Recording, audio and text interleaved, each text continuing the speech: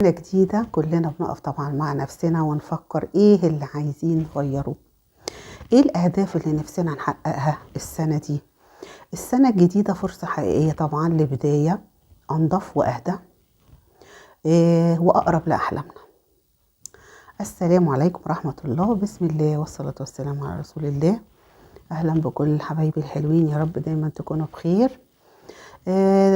كل سنة وانتم طيبين وسنة سعيدة عليكم ان شاء الله، ويعودها عليكم بالخير والصحة والعافية يا رب. انا قلت ادخل في الماراثون بتاع السنة الجديدة دوت، الاهداف والتخطيط والاحلام، ندخل احنا كمان نشمعنا احنا يعني. الدنيا مقلوبة عشان السنة الجديدة، ويلا الخطط والاهداف، وهاتوا الكشاكيل وهاتوا الدفاتر واكتبوا الاهداف واكتبوا الاحلام لا حول ولا قوة الا بالله العلي العظيم. عادي يا جماعة، يعني مش فاهمة في ايه بالظبط، يعني سنة عادي بتخلص وسنة بتبدأ، ايه المشكلة يعني؟ ايه المشكلة؟ ايه الدنيا ليه مقلوبة قوي كده؟ واكتبوا الاهداف وخططوا سبحان الله. المستقبل ده بتاع ربنا سبحانه وتعالى، يعني انا مش ممكن اقعد اخطط لمستقبلي، لا. يعني هو كلام بصراحة مش منطقي، ولكن هو احنا بنجتهد ان احنا ننظم انفسنا. يعني ايه؟ يعني مش كل الناس عايشة على كده. يعني هديلكم مثلا صلوا على النبي الاول عليه الصلاة والسلام، دي اهم حاجة ما تنسوهاش. الناس زمان مثلا كانت بتستقبل السنة الجديدة ازاي؟ على ما اتذكر يعني، واكيد كلكم بتتذكروا برضو اهالينا الجمال. يعني انا كنت افتكر كده، ماما كانت رحمة الله عليها كانت تفكر تعمل ايه عشان السنة الجديدة اللي هتخزنه طول السنة. السمنة، تنزل تجيب السمنة البلدي وتقعد تولع الوابور بتاع الكاس ده، وتحط حلة كبيرة كده وتقعد تسيح السمنة حوالي 10-20 كيلو، واحنا نقعد جنبها في الدفا كده في الشتاء، وتطلع لنا المرتة بقى وناكل بقى الحاجات الجميلة دي. تفكر مثلا تعمل الزلعة بتاعت المشي بتاعتها، تجيب الجبنة القريش بالسنة في الشتاء عشان الجبنة بتبقى حلوة، وتروح عاملة مجددة الزلعة بتاعتها أو مكملاها. تجيب الرز بالشوال والشوالين ده الخزين.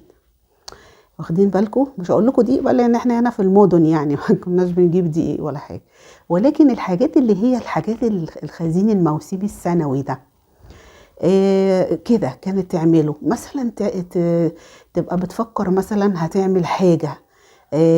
يعني كانت يا بابا مثلا بيبنوا البيت بتاعنا، يفكروا مثلا هيكملوا دور السنه دي، هنكمل دور بقى وهنبنيه. بصوا دي كانت الاهداف، يعني دي كانت الاهداف اللي الناس كانت زمان بتحققها. وكانت بتنجز وبتحققها، لان تحقيق الهدف من اهم القواعد بتاعته هو وجود العامل اللي هيعمل لي الهدف. تمام كده؟ دي كانت الحاجات اللي انا كنت بسمعها زمان، يعني هو اكيد انتوا كنتوا بتسمعوا معايا برضه الحاجات دي. وكانت الحياه هاديه جدا وجميله جدا، والناس عايشه والستات عايشه ومبسوطه في بيوتها مع ازواجها. ما شاء الله، بيربوا اولادهم وبيدخلوا اولادهم المدارس، ولا تلاقي ست تقول لك مثلا انا ما عنديش شغف، ولا تلاقي ست تقول لك انا كسلانه ومش قادره اعمل حاجه في البيت، ولا تلاقي ست تقول ابدا. ستات كانت جميلة وكانت عايشة جميلة، وكانت بتشوف كل أشغال بيوتها ومفيش يوم تكسل، ولا في يوم أنا مكنتش أفتكر ماما دي كانت تكسل عن أي حاجة. على طول نشيطة، على طول شغالة.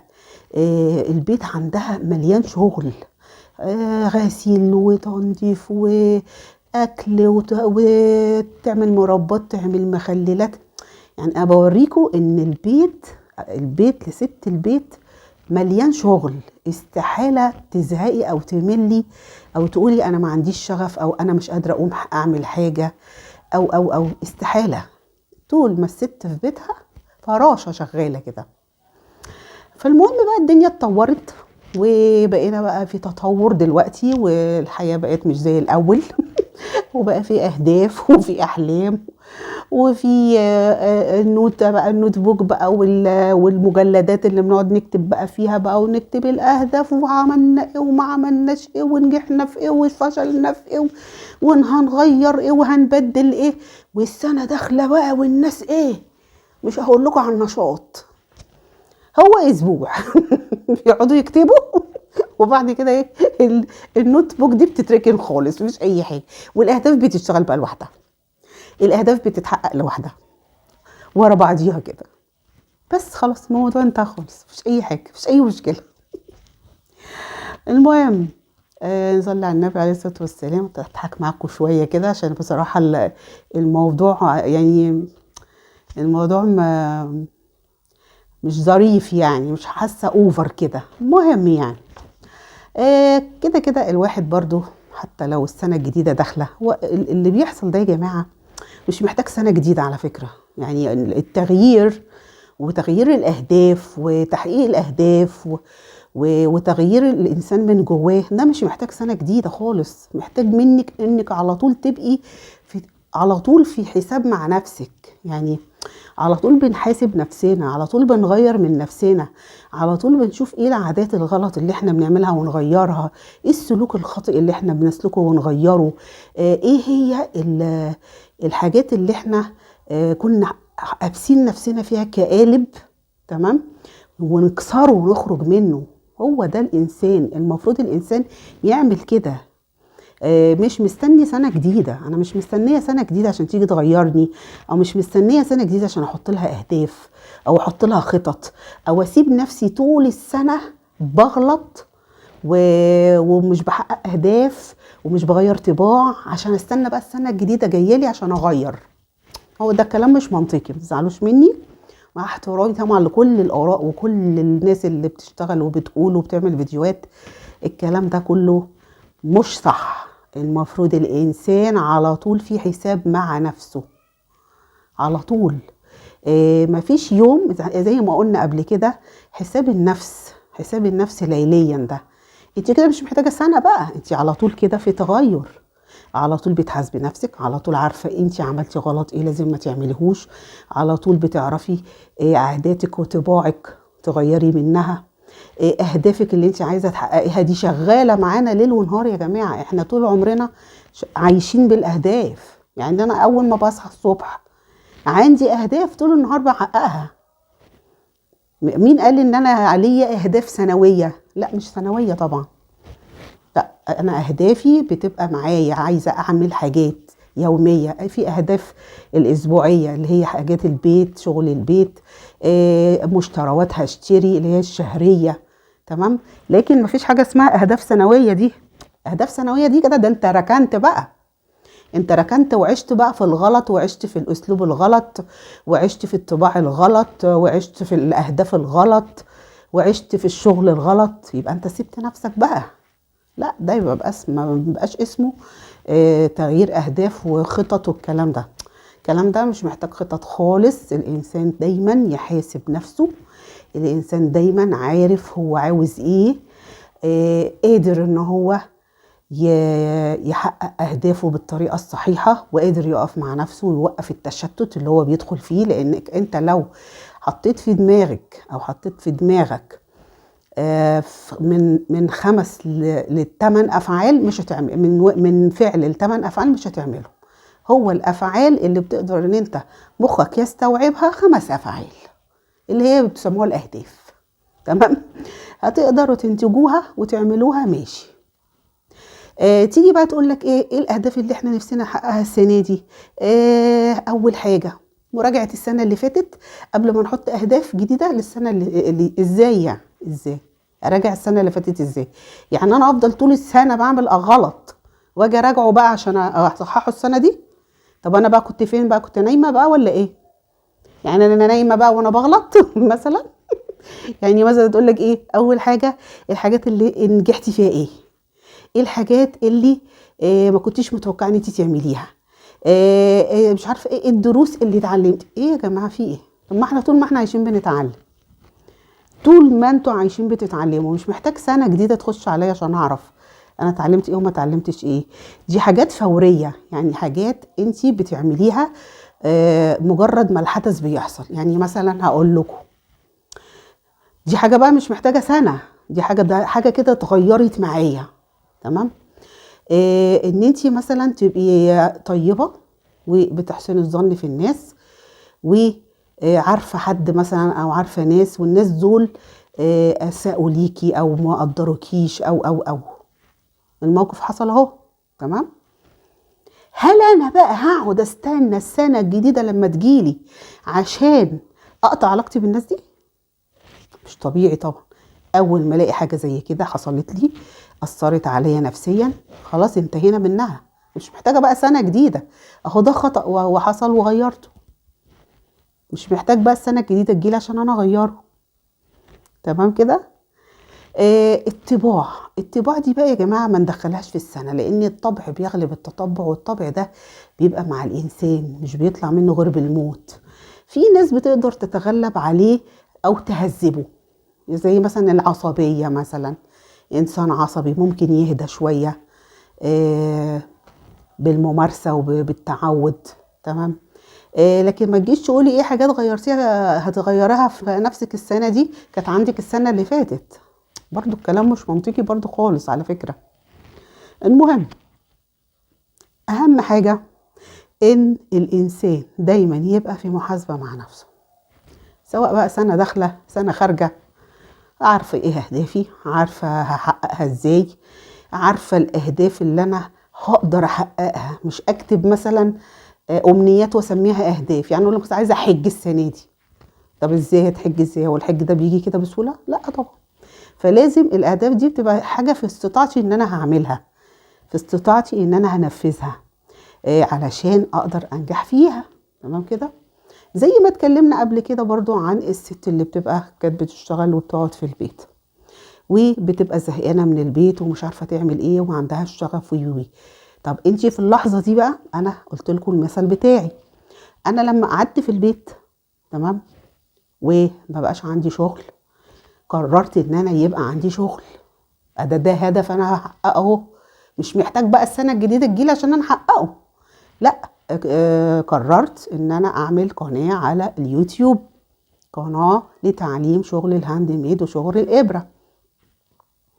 بما ان دي هوايتي وانا بحبها وبنتج فيها، فقلت ايه افيد بيها الناس.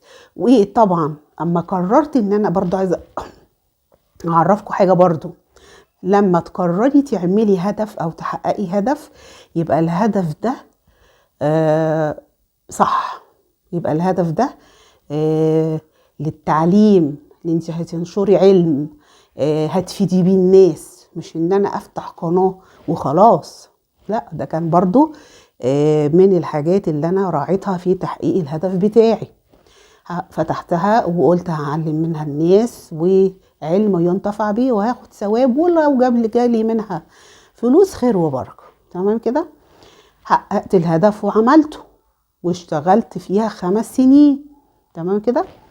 وقبضت منها، ولكن حصل قدر الله ما شاء فعل ان هي وقفت ان انا ارجعها تاني. على فكرة اشتغلها وارجعها تاني واحقق لها الساعات، ولكن انا اشتغلت فيها غلط من الاول، لاني ما كنتش عارفة حاجة في اليوتيوب، ودخلوني في تبادلات ودخلوني في جروبات واتس وجالي عليها انذارات.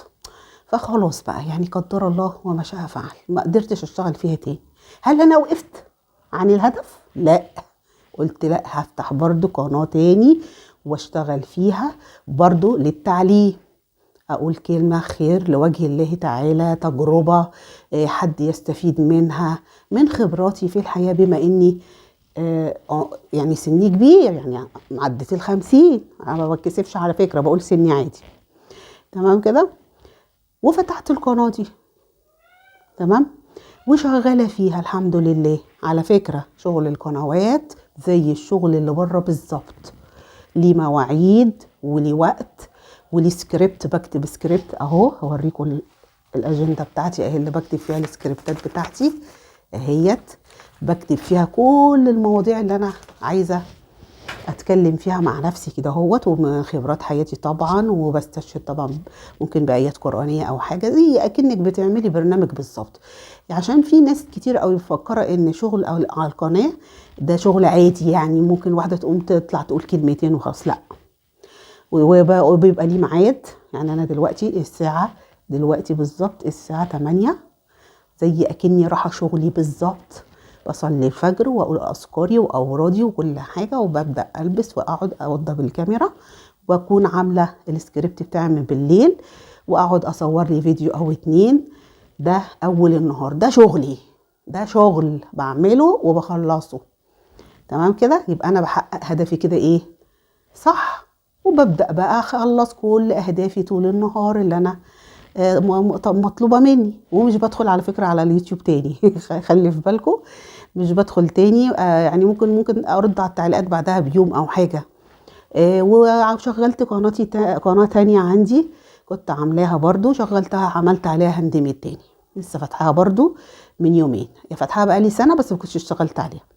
قلت اما اشغل المهنه بتاعتي تاني، عشان انا بحبها وبدخل بيها بازارات. يعني انا بشتغل الشغل الهاند ميد ده يا جماعه، وبدخل بازارات، وبدخل معارض، وفي ناس بتطلب مني اونلاين، فده شغلي برضو. فمعنى ذلك، مش عايزه اطول عليكم، ان انا ما قعدتش في البيت واستسلمت، لا، اشتغلت بالمواهب اللي عندي. انا كمدرسه بقدر اوصل المعلومه، استخدمتها في المحتوى بتاع اسلوب حياه. وكهوايه عندي هوايه الهاند ميد، بحبها جدا وبنتج فيها ما شاء الله. فمشغلاها، قلت طب بما اني مشغله وبعمل بدخل في المعارض، يعني انشر الانتاج بتاعي برضو في القناه واشغلها، لعل برضك حد يستفيد. يبقى انا كده هوت سبت بيت بس بشتغل من البيت. يعني هنا ما وقفتش واستسلمت وقلت انا قاعده في البيت بقى وسبت شغلي ومش هشتغل، ما عنديش شغف وي وي وي، لا. كل واحد حكيم نفسه يا جماعة، كل واحد يقدر يخلي حياته جميلة ويحقق أهدافه ويبقى إنسان منتج. واليوم فيه 24 ساعة، كلنا عندنا ال 24 ساعة، وكلهم هتقدروا تستغلهم وهتبقوا صغير. أنا عندي مش مكفيين ال 24 ساعة دول، مش مكفيني.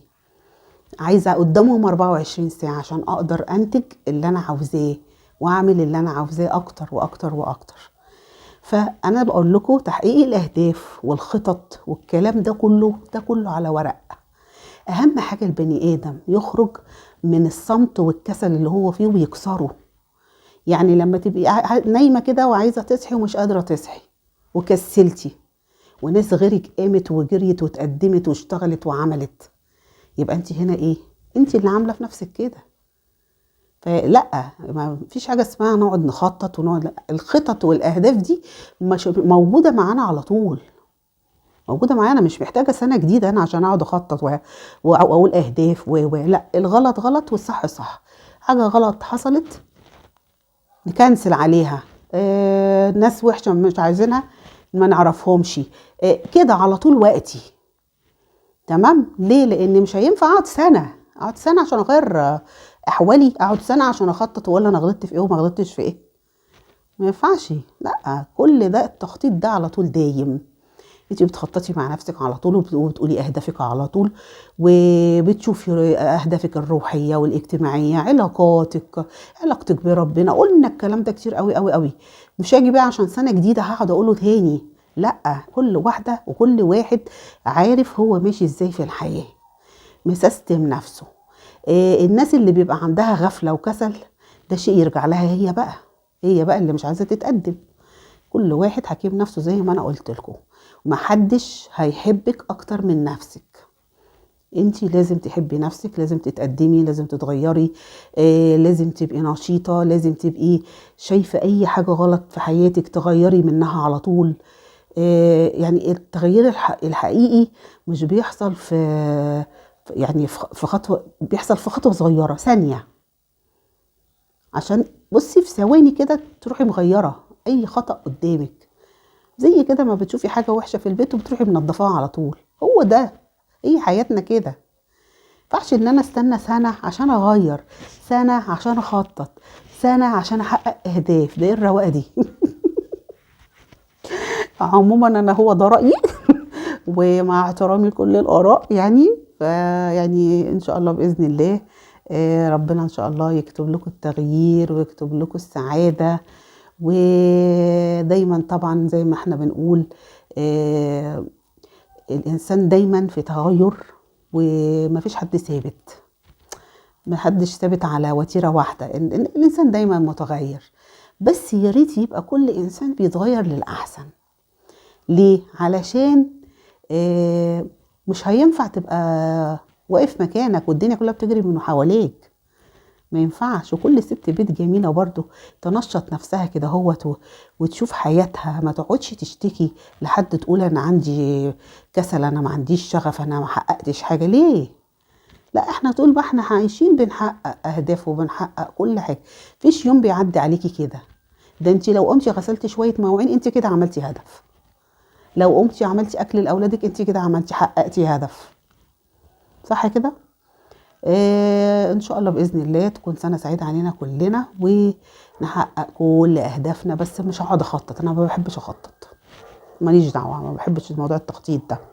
اقعد اخطط بقى وهعمل كذا وهسوي كذا لا، مفيش حاجه اسمها تخطيط. التخطيط ده هنا في المخ، بيخرج مع الافعال، بيخرج مع المواقف.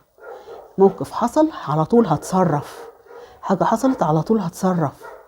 لكن انا اقعد استنى اخطط؟ لا، مفيش حاجه اسمها تخطيط.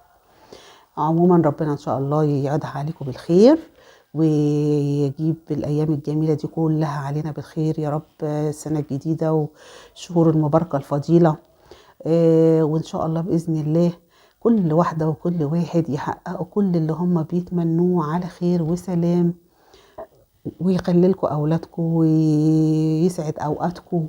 واتمنى ان الكلام بتاعي النهارده ما يكونش يضايقكم ولكن هي وجهة نظري بصراحة. فيعني انا قلت كل اللي بيحصل من خلال الخطط اللي بتتكتب. فكل واحد بقى عارف نفسه يا جماعة، كل واحد وكل واحدة عارفة نفسها وقادرة انها تغير من نفسها، وقادرة انها تحقق اهدافها، وقادرة انها تظبط خططها. بس مش بدخول سنة وخروج سنة، ده على طول على طول يبقى شغال معانا على طول.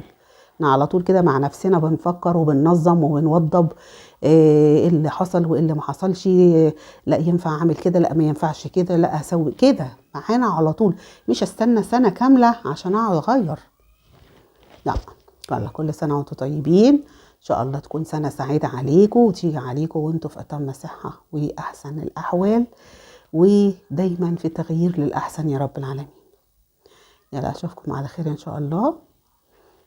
سبحانك اللهم وبحمدك، اشهد ان لا اله الا انت، استغفرك واتوب اليك. السلام عليكم.